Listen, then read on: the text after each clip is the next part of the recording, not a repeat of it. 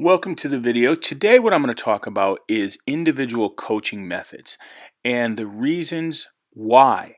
So why do you see Pep Guardiola with guys going over hurdles with resistance bands, dribbling through mannequins? How come you see a lot of the supplemental trainers working with guys going through, all this patterned footwork, doing their techniques? And you have to ask yourself, how come? What is the reason behind all this? Because it's very, very important to understand and have your own viewpoint on it so you know if you want to incorporate it into your training.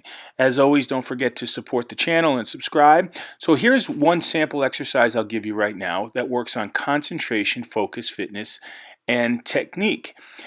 And in the exercise, you'll see it's one person working with a partner. Toss the beanbag. It's a very complex exercise because you're working with agility, footwork, technique in the push pass, and the concentration and the coordination to throw this beanbag.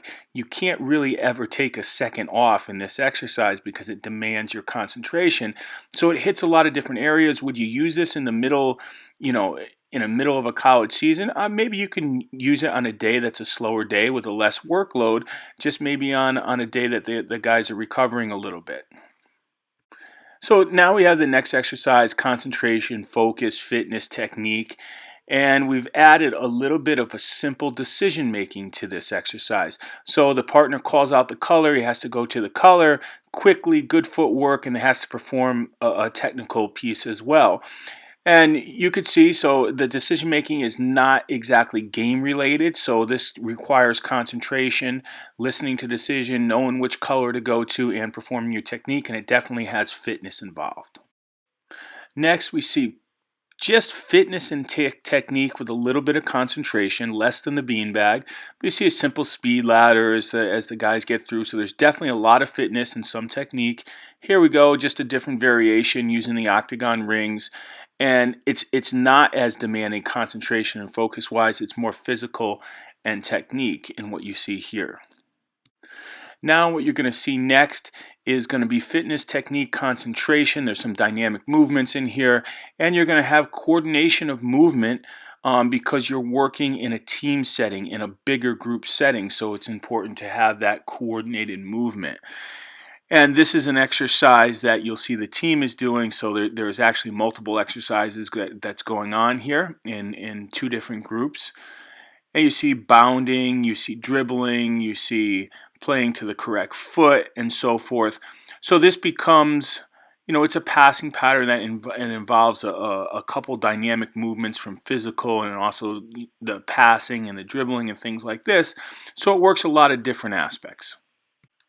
Now we look at kind of game realistic movements which involve technique, concentration, fitness, and external cueing, which is basically the ball going through gates or cones or something like that. So you see the ball is played in.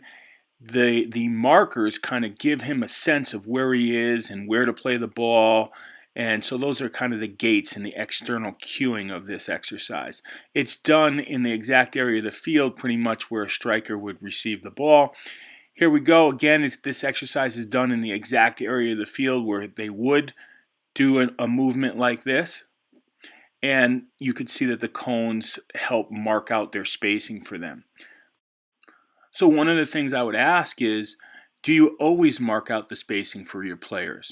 And do you eventually take away those cones that's going to force the players to navigate that space without any markers, making it more game realistic? So is that something that you do in your training?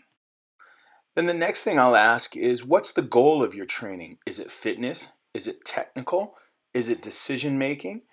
Do you always need to have hurdles, speed ladders, agility stuff if you're training only the technical stuff? And also, does the setup alter the technical experience that you're offering the players? And here's a little examples of that. So the players have to come off of a certain color cone and they have to receive the ball in the middle of that diamond.